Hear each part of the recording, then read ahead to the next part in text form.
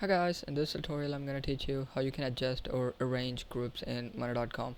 So as you can see, I have a couple of groups here. I've got products group, customer group, and financial sample group.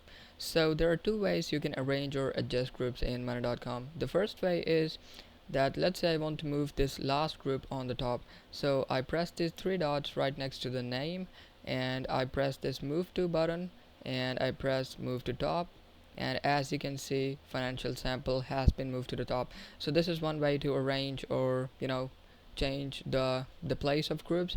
The other way is to simply uh, take your mouse cursor over the name and drag and drop it anywhere you like. So this is actually more simple than the previous method.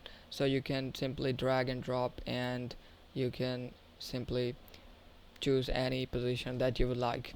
So these are a couple of ways you can arrange or adjust groups in Mana.com. I hope this tutorial was helpful. Thanks for watching.